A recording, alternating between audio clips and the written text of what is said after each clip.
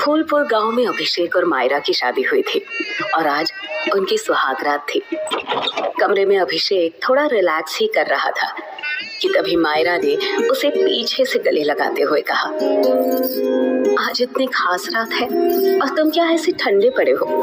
मुझसे अब और इंतजार नहीं होता। मायरा की बात पर अभिषेक ने उसे पहले तो हैरानी से देखा और फिर कहा, तुम तो बहुत ज्यादा एक्साइटेड। अभिषेक आगे कुछ बोल पाता इससे पहले ही मायरा ने अपने होंठ अभिषेक के होंठों पर रख दिए। मायरा की इस बेबाकी पर अभिषेक को पहले तो बहुत अजीब लगा और उसने मायरा से अलग होकर थोड़ी हैरानी से कहा, जो लड़की इतनी शर्मीली थी मुझे पता नहीं था कि अपने सुहागरात के मौके पर वो इतनी बेकाबू और बेसब्र हो जाएगी। तुम मायरा ही हो ना? अभिषेक की बात पर मायरा ने काफी गंभीर आवाज में कहा, नहीं, मैं खूनी वधू हूँ जो मर्दों के साथ सुहागरात मनाकर बाद में उन्हें मार देती है। ये सुनते ही अभिषेक चौंक पड़ा।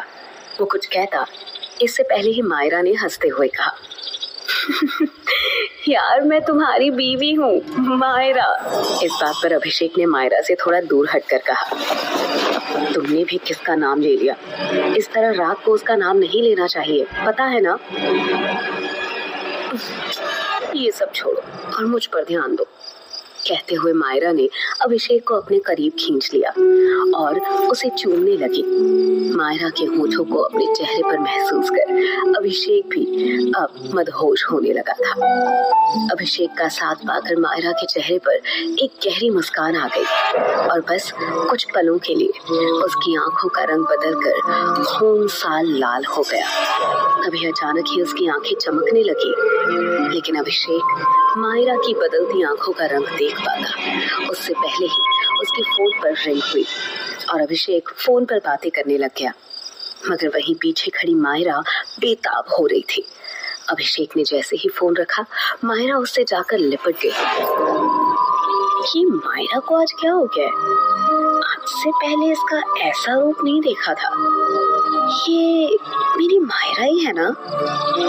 मायरा के बदले हुए रूप को देख अभिषेक ने मन ही मन कहा। इतने में मायरा अभिषेक को खींचकर बिस्तर तक ले गई और अभिषेक के बदन से उसके कपड़े उतारने लगी। बिस्तर पर जाते ही अचानक से कमरे में रात की रानी की तेज खुशबू फैलने लगी जो मायरा के शरीर से ही आ रही थी। अभिषेक ने मायरा को चूमते हुए कहा, क्या खुशबू है तुम्हारी मायरा, मैं तो पागल हो रहा हूँ इस रात की रानी की खुशबू से। मायरा उसे अपने आगोश में भरती हुई बोली, रात की रानी हूँ मैं और आज रात सिर्फ तुम्हारी रानी ही बनूंगी। अभिषेक ने मदहोशी से कहा, सिर्फ आज नहीं, तुम हमेशा के लिए मेरी रानी बन चुकी हो। अभिषेक मायरा को अभी चूम ही रहा था कि तभी अचानक से मायरा की आंखें फिर से चमकी, जैसे कि उसकी आंखों में कोई बल्ब जला हो। मायरा की आंखों के इस अजीब से ग्लो को देखकर अभिषेक एकदम से रुक गया। क्या हुआ अभिषेक, रुक क्यों गए? मायरा ने एक अदा के साथ अभिषेक के चेहरे पर प्यार से हाथ फेरते हुए कहा, मायरा तुम ठीक तो हो? अभी तुम्हारी आंखों में कुछ हुआ था। अभिषेक की बात सुन मायरा ने मुस्कुराते हुए कहा, नहीं, कुछ भी तो नहीं, देखो मेरी आंखें तो बिल्कुल ठीक है। लेकिन अभिषेक मानने को तैयार नहीं था। उसने बिस्तर से उठते हुए कहा, नहीं मायरा, मैंने देखा तुम्हारी आंखें ग्लो कर रही थी। क्या हुआ तुम्हें? अभिषेक की आवाज एक अनजाने भय से कांप रही थी, लेकिन तभी मायरा ने अपने कोमल हाथों को अभिषेक के चेहरे पर फेरा और अभिषेक मानो सब कुछ भूल गया हो। और फिर अभिषेक धीरे धीरे मायरा के कपड़े उसके जिस्म से अलग करने लगा। इसके बाद तो जैसे कमरे में एक तूफान सा ही आ गया, जिस तूफान में अभिषेक बहता ही चला गया। थोड़ी देर बाद जब वो थक गया तो वो मायरा से अलग हुआ और उसने कहा, माय मायरा, आज तो तुमने मुझे बहुत ज्यादा एक्साइटेड कर दिया था। इससे पहले भी हमने कई बार साथ वक्त बिताया है, मगर आज तुम बहुत अलग लगी यार। सच कहूं तो मजा आ गया, अभिषेक ने हाफते हुए कहा। ये सुनकर मायरा के होठों पर अजब सी मुस्कान तैर गई। उसने शरारत से कहा, तो फिर से आ जाओ ना। रुको, थोड़ी सांस तो लेने दो, मैं बस 2 मिनट में आया। कहाँ? इस वक्त बीच में कहाँ जा रहे हो? मायरा ने पूछा। आता हूँ, फिर मैं तुम्हारे अरमान पूरे करूंगा। ये कहकर अभिषेक अपने कमरे की बालकनी की तरफ चला गया। उसके जाते ही मायरा के चेहरे पर एक कातिलाना मुस्कुराहट आ गई। उसे देख लग ही नहीं रहा था कि वो जरा भी थकी है, बल्कि उसकी प्यास अभी तक बुझी ही नहीं थी। और देखते ही देखते अचानक से मायरा के खुले बाल खुद ब खुद हवा में लहराने लगे और उसके चेहरे की चमक पहले से कई गुना ज्यादा बढ़ गई और वो जोर जोर से सांसें लेने लगी, मानो उसके अंदर कुछ और ही चल रहा हो। जहाँ कमरे में बैठी मायरा के रंग रूप अलग ही तेवर दिखा रहे थे, वहीं इन सब से अनजान अभिषेक अपने कमरे की बालकनी में खड़े होकर अपनी जेब से सिगरेट निकालता है और उसे जलाने के लिए लाइटर जलाता है। अभिषेक इस वक्त अपने एक मंजिले मकान की बालकनी में खड़ा था और नीचे गार्डन एरिया में लाइट जलने की वजह से उसे सब कुछ साफ साफ दिख रहा था। जैसे ही उसने सिगरेट का एक कश लिया, उसकी नजर नीचे गार्डन में गई और वहां देखते ही उसका गला डर से सूख गया। अभिषेक ने खुद से कहा, ओह गॉड, लाश लाश कहाँ से आई यहाँ?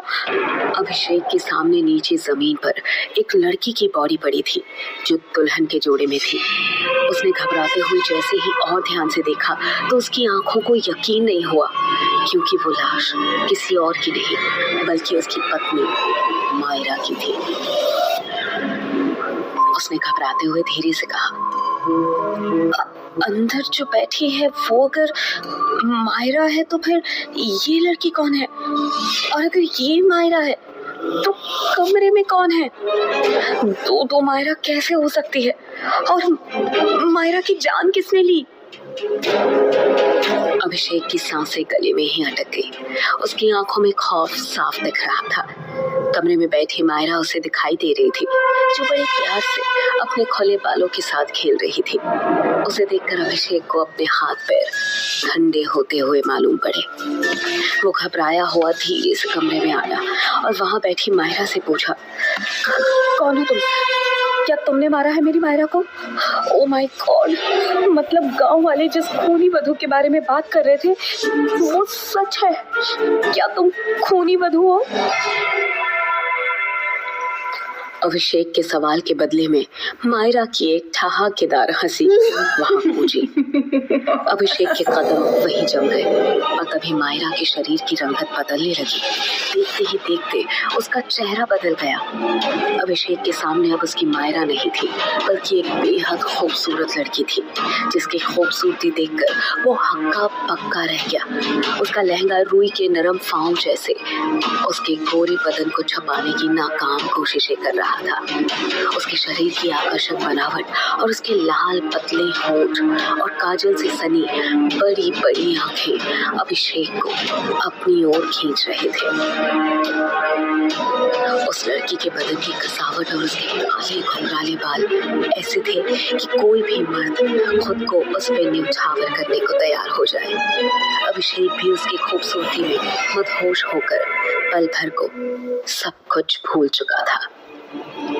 तभी उस लड़की ने मुस्कुराते हुए कहा, आओ अभिषेक, अभी तो हमारी सुहागरात बाकी है। ऐसा कहते हुए उस लड़की की आंखें एकदम से चमकने लगी और उन आंखों में देखता हुआ अभिषेक मानो उससे सम्मोहित हो गया हो और वो एकटक उस लड़की की आंखों में देखने लगा। तभी वो लड़की आगे बढ़ी और अभिषेक के पूरे बदन को चूमने लगी और अभिषेक भी उसके होठों के जादू में पूरी तरह से खो गया। अगले ही पल अभिषेक के दिमाग से सब कुछ निकल गया। इस बार उसे फिर से उस लड़की के साथ कुछ अलग ही किस्म की खुशी महसूस हो रही थी। दोनों अब अपनी चरम सीमा पर पहुंच चुके थे। वो लड़की अभिषेक के ऊपर थी और वो अभिषेक के पूरे बदन को अपने होठों से चूमे जा रही थी। कुछ देर बाद अभिषेक बुरी तरह से थक गया।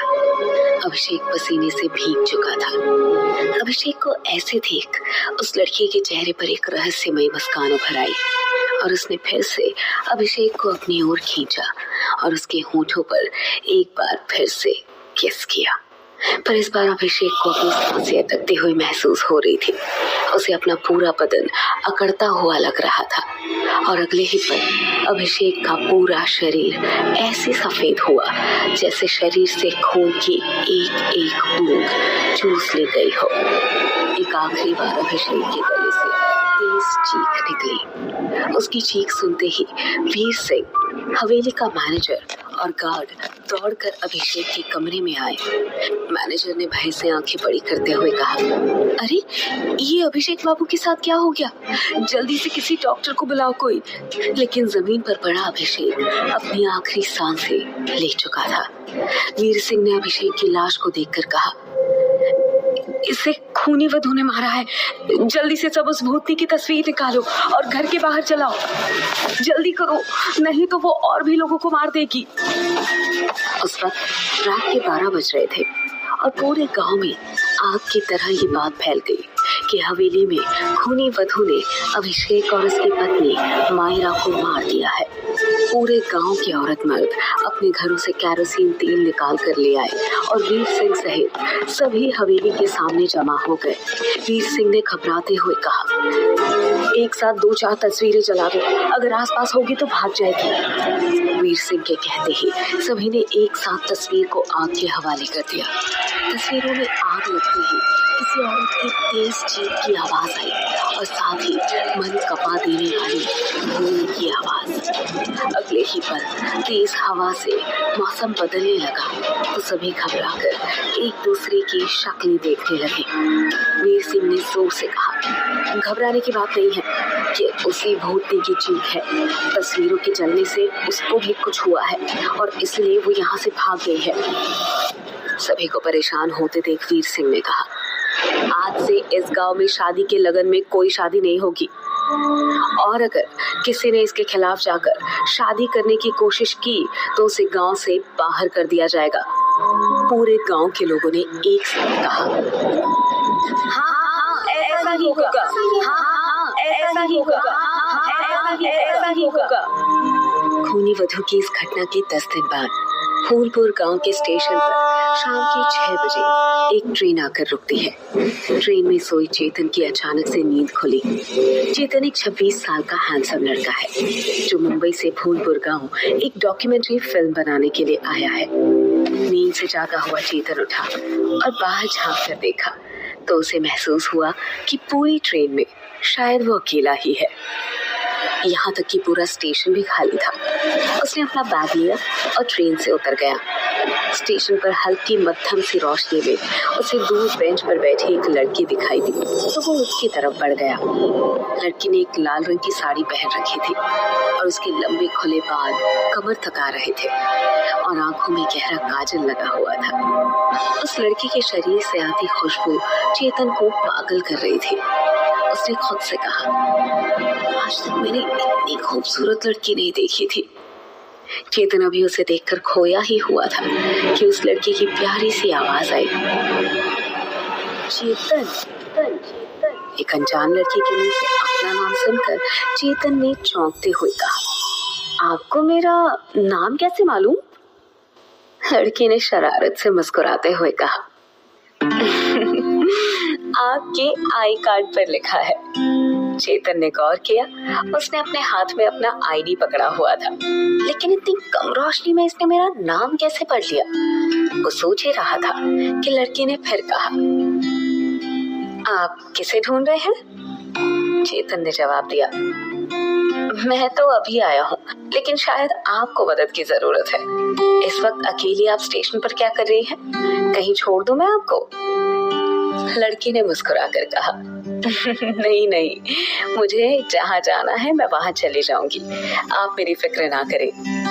चेतन को उसकी बात पर हैरानी हुई। कैसे चली जाओगी? यहाँ कोई भी नहीं है, कहीं किसी मुसीबत में ना पड़ जाओ तुम। मैंने कहा ना मैं छोड़ देता हूँ।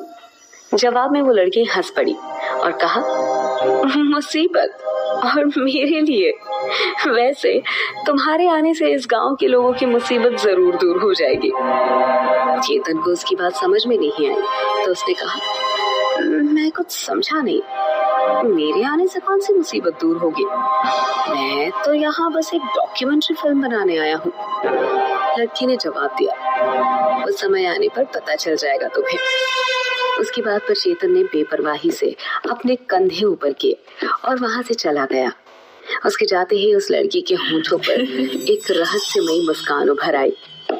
इन सब से बेखबर चेतन प्लेटफॉर्म के बाहर आया तो उसे दूर दूर तक एक कुत्ता भी नजर नहीं आ रहा था। सन्नाटा इतना गहरा कि उसे अपनी सांसें भी सुनाई दे रही थी। वो कुछ देर वहीं खड़ा होकर इंतजार करने लगा। थोड़ी देर बाद चेतन को जब एक रिक्शा नजर आया तो उसकी जान में जान आई। वो दौड़कर रिक्शा वाले के पास गया और बैठते हुए कहा, चलो भाई, अजीब जगह है ये, एक परिंदा भी नजर नहीं आ रहा है यहाँ तो। चेतन की बात सुन रिक्शे वाले ने कहा, भैया आपको एक सलाह दे रहे हैं, आइंदा सूरज ढलने के बाद ना कभी गांव में ऐसे मत निकलना। वो तो हम कुछ काम से आ गए थे इस तरफ, इसलिए आपको मिल गए, नहीं तो एक आदमी नहीं मिलता।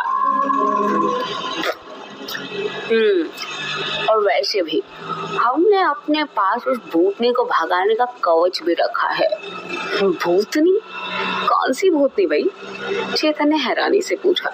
रिक्शे वाले ने जवाब में धीरे से कहा, वो कहा है ना कि इस फूलपुर गांव में खूनी वधू का खौफ है, जो पहले गांव के मर्दों के साथ ना जबरदस्ती सुहागरात मनाकर उन्हें अपनी हवस का शिकार बनाती है और फिर उसे मार डालती है। पूरा गांव इस बात को जानता है और खासकर शादी ब्याह के लगन के समय कोई शादी करे तो वो पक्का गया जान से। चेतन ने मजाक में कहा, अच्छा तो इस खूनी वधू को देखा है किसी ने? इस पर रिक्शे वाले ने जवाब दिया, वो कहा है ना भैया, देखा तो नहीं है हमने, लेकिन उसकी तस्वीर को गांव के सारे मर्द अपने साथ रखते हैं। कहते हैं कि जब कभी वो भूतनी आसपास में हो तो उसकी फोटो को जला देने से वो भाग जाती है, समझे भैया? अच्छा, भूतनी की तस्वीर रखते हो तुम लोग? ऐसी कौन सी भूतनी है, जरा मुझे भी तो दिखाओ उसकी तस्वीर। चेतन ने हंसते हुए कहा। रिक्शे वाले ने जेब से एक स्केच वाली तस्वीर चेतन को दी। तस्वीर देखते ही चेतन बुरी तरीके से चौंक पड़ा। उसने गुस्से में कहा, अरे ये क्या मजाक है? एक जिंदा लड़की को तुम लोग भूतनी कह रहे हो? इतनी खूबसूरत लड़की की स्केच बनाकर उसे चुड़ैल बता रहे हो? शर्म नहीं आती तुम्हें? अभी स्टेशन पर मिला था मैं इससे, बातें भी की मैंने, और तुम इसे खूनी वधू कह रहे हो? चेतन की बात सुनकर रिक्शे वाले ने एक झटके में ब्रेक मारा और चेतन को घूर कर कहा, अरे भैया क्या कह रहे हैं आप इससे कैसे बात कर सकते हैं? ये तो सालों पहले मर चुकी है और ये भूतनी जिसको भी दिखती है वो जिंदा नहीं बचता। रिक्शे वाले की बात पर चेतन पूरी तरह से हिल गया और खुद से कहा, तो क्या वो वाकई में खूनी वधू थी, एक भूतनी? अगर ऐसा ही है तो उस चुड़ैल ने मेरी जान क्यों नहीं ली? ये रिक्शा वाला ना पक्का पागल है, कुछ भी बकवास किए जा रहा है। चेतन को उसकी सोच में डूबकर रिक्शा वाले ने कहा, भैया जी जाना कहाँ है आपको, किससे मिलने आए हो यहाँ पर? चेतन ने अपने फोन पर देखते हुए कहा, काल भैरव मंदिर जाना है। चेतन के मुंह से काल भैरव मंदिर का नाम सुनते ही रिक्शे वाले ने एक बार फिर ब्रेक मारा और हैरानी से कहा, भांग खाकर आए हो का भैया? हाँ?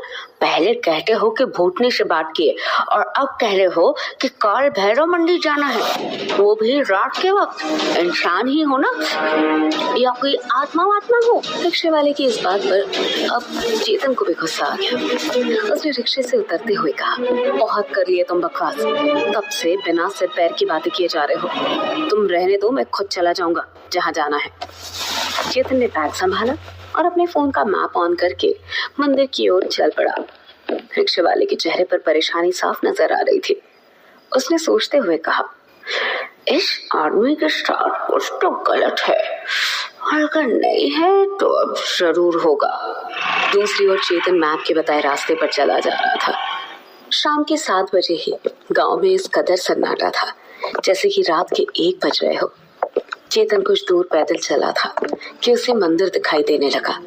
कुछ ऐसे ही मंदिर के गेट पर पहुंचा, एक आदमी ने उसे रोकते हुए कहा, कहाँ जा रहे हो भैया इस वक्त?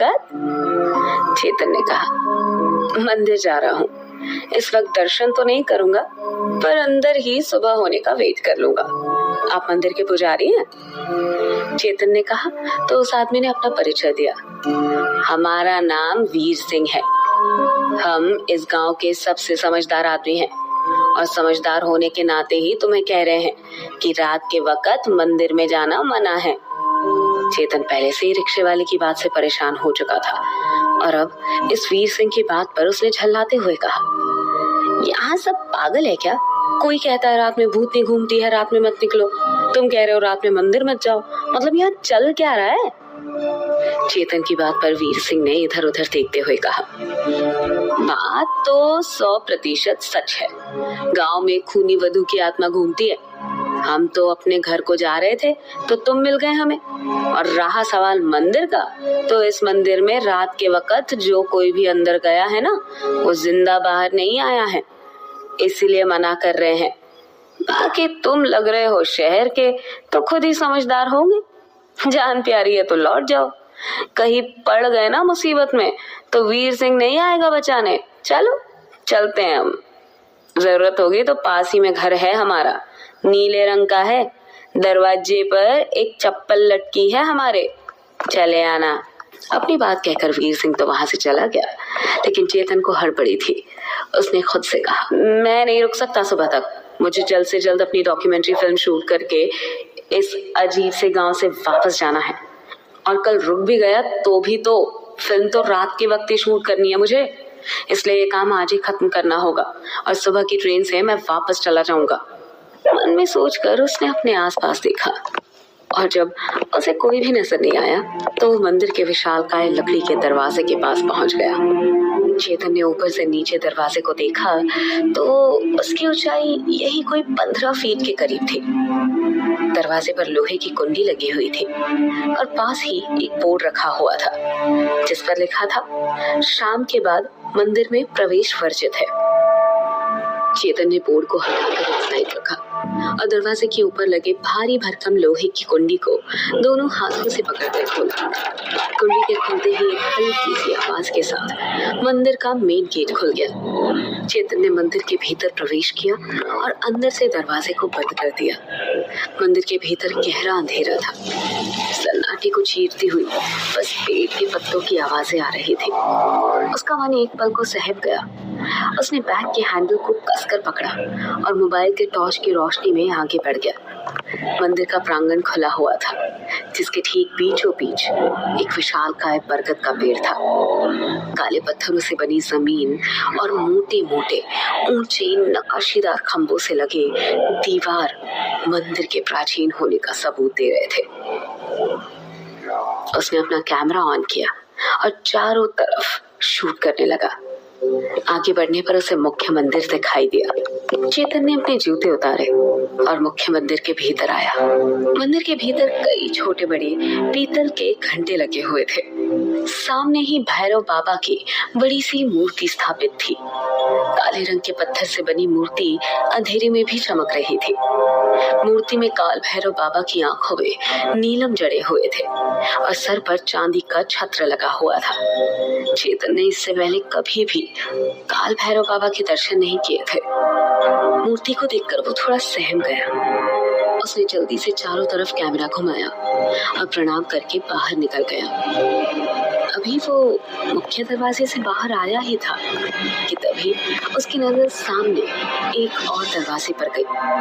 दरवाजे के बाहर एक बोर्ड लगा था जिस पर लिखा था गर्भगृह स्थान, अंदर जाना सख्त मना है। क्या छिपा है काल भैरव के गर्भगृह के अंदर और क्या होने वाला है चेतन के साथ, जानने के लिए सुनते रहिए खूनी वधू।